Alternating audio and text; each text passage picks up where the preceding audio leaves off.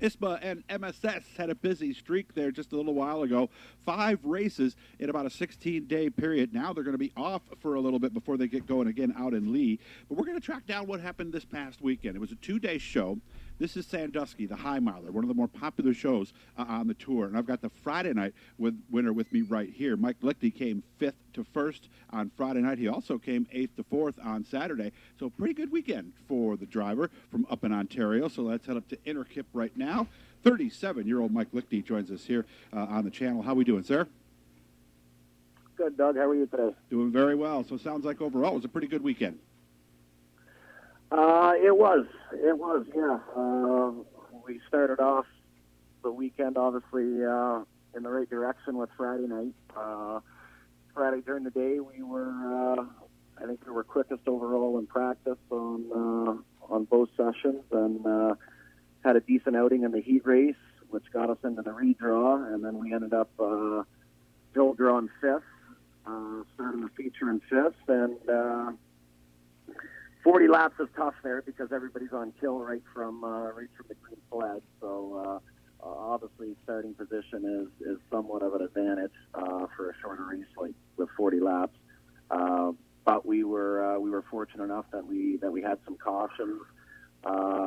Well, 2 cautions right at the beginning, and then a caution probably with about, I want to say 17 or 20 to go, something like that, which kind of bunched the field back up, and we were fortunate enough to pull off a win. So Friday was a good night. Did the cautions help? Did they come at the right time?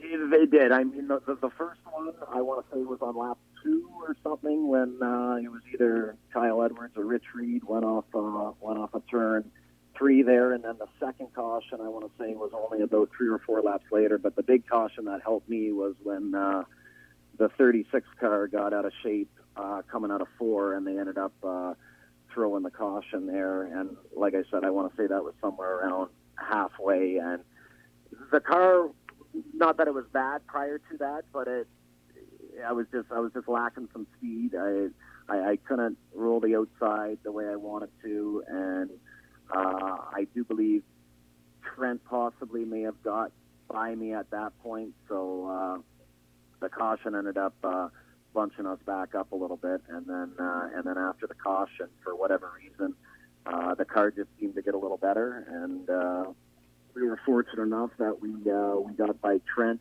I think, down in 1 and 2, and then we were able to get side by side with Ordway there and race him probably for a good 10 laps side by side, and we ultimately came out with a win. So Friday was good.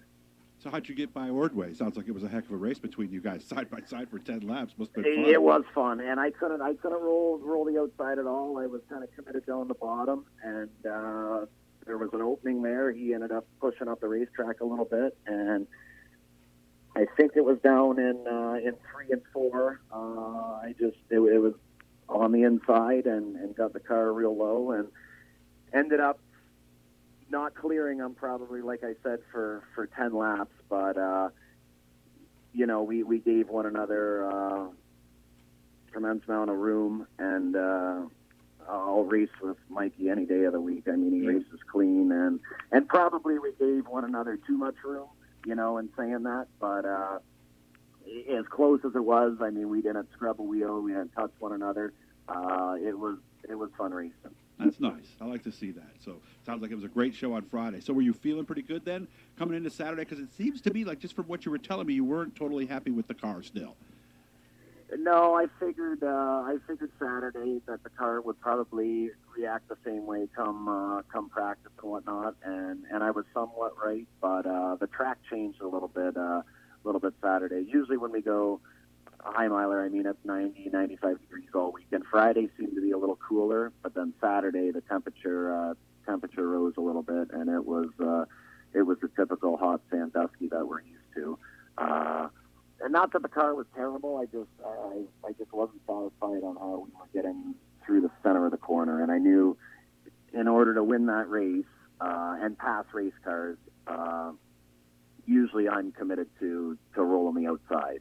And I had a problem Friday doing that, so that's why I was committed to the bottom. And fortunate enough, Friday it worked on the bottom, but Saturday, he had 100 laps, and we ended up starting 8th and whatnot. So, I mean, it took me probably a good 6-7 laps to get by Johnny Benson, and then, a decent amount of time to track Abel down and get by him. But once we got to 4th, we kind of just stalled out. I think kind of a big thing that played a factor too was, the lack of cars, because usually Sandusky, we start getting into lap traffic, fairly quick, and you got to contend with lap traffic the whole race. And just with the minimal cars, there wasn't much lap traffic there on Saturday night. So disappointing, because that is one race that we've been so close to winning. I want to say I either have 4 or 5 seconds. We've probably led 500 laps on Saturday night, and it's usually just something stupid that comes up and takes the win away from us, whether it's a mechanical failure or one year we ran out of fuel. It just the list goes on. So not that the track owes me one, but I definitely before I hang the helmet up, I need Saturday night. Well, still first win since what you taste 2021, right? 2021 at Oswego, I do believe my last one was. I mean, we've had speed. We've been decent. I think there was a couple shows in the past where at Oswego, we had a real good opportunity to win, just timing-wise with me starting where I started and where the other guys had started. Just kind of ran out of time. But, hey, a win's a win. Definitely feels good to get another one. I mean, you don't realize how long it's been since we do this year after year, and it's like, shit, we haven't won. And we were talking about that actually on the way down. I'm like, usually we're pretty consistent, whether it's 1 or 2 wins a year.